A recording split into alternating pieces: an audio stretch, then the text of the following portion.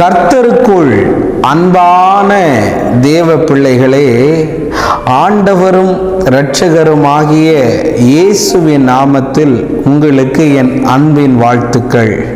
இந்த நாளிலேயும் சங்கீதம் 23 அதனுடைய 5வது வசனத்தை வாசிக்கிறேன்.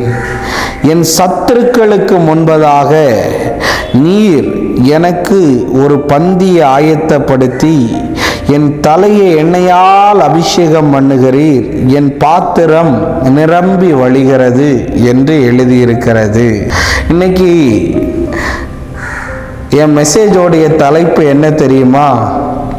விருந்து விழான்னு நான் பேச விரும்புகிறேன். நான் எத்தனை முறை இந்த வசனத்தை உங்கள் நடுவிலே பேசினாலும் ஒவ்வொரு முறையும் ஆண்டவர் வித்தியாசமான வெளிப்பாட்டுகளை தந்து நடத்துகிறதற்காக தாழ்மையோடு அவரை ஸ்தோத்தரிக்கிறேன். இன்றும் விழா விருந்து என்று நான் பேச வந்ததற்கு ஒரு காரணம் உண்டு. சவுலுக்கு எப்பொழுதெல்லாம் பிசாசு பிடிக்கிறதோ அப்பொழுதெல்லாம் தாவீதுக்கு அரண்மனையிலிருந்து ஒரு அழைப்பு வருகிறது, நீங்க வா அப்படின்னு சொல்லி. ஆனா அரண்மனைக்கு அவன் அழைக்கப்பட்டான், திருப்பி போயிட்டான். ஆனா ஆண்டவர் என்ன வச்சார் தெரியுமா? நீ எப்பவும் போயிட்டு வர்றது மாதிரி இருக்காம அந்த அரண்மனைக்கே உன்னை அரசனா மாத்திட்டேன்னு சொன்னார்.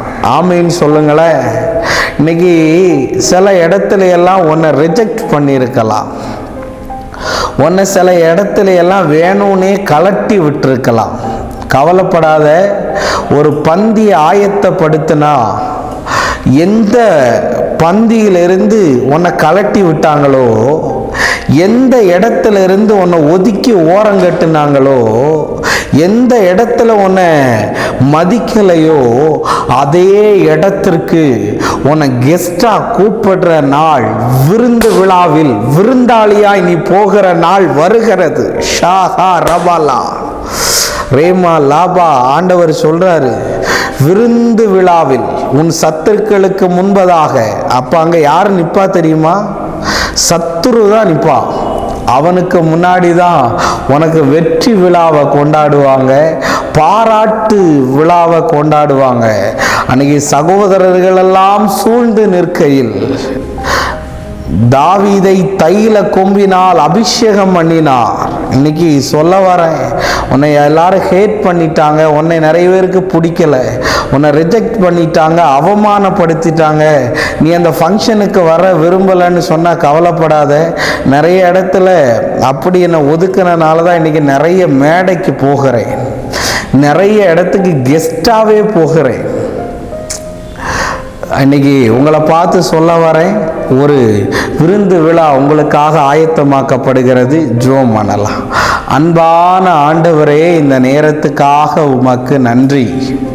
யாரெல்லாம் என்னை மதிக்கலை, என்ன சரியா அப்பா எல்லா இடத்துலையும் அவமானப்படுத்தி என்னை ரிஜெக்ட் பண்ணிட்டாங்கன்னு சொல்கிறாங்களோ, இவங்களுக்கு ஒரு சத்துருக்களுக்கு முன்பதாக ஒரு பந்தியை ஆயத்தப்படுத்தி இவங்க தலையை உயர்த்துங்கப்பா. ஆண்டவர் அற்புதத்தை செய்யும். இயேசுவின் நாமத்தில் வேண்டுகிறேன் நல்ல பிதாவே. ஆமேன், ஆமேன். God bless you. கர்த்தர் உங்களை ஆசீர்வதிக்கும்.